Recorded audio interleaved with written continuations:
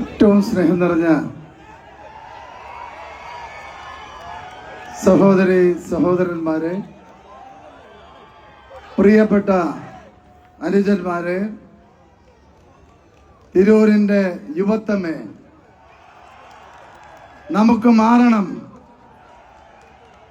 തിരൂരിൽ മാറ്റമുണ്ടാവണം.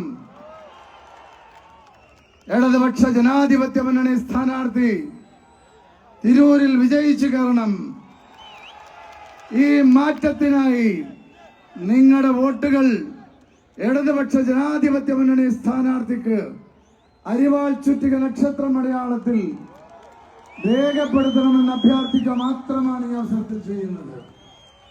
പ്രിയപ്പെട്ടവരെ, നിങ്ങൾക്ക് എല്ലാവർക്കും എൻ്റെ നന്ദി, നമസ്കാരം.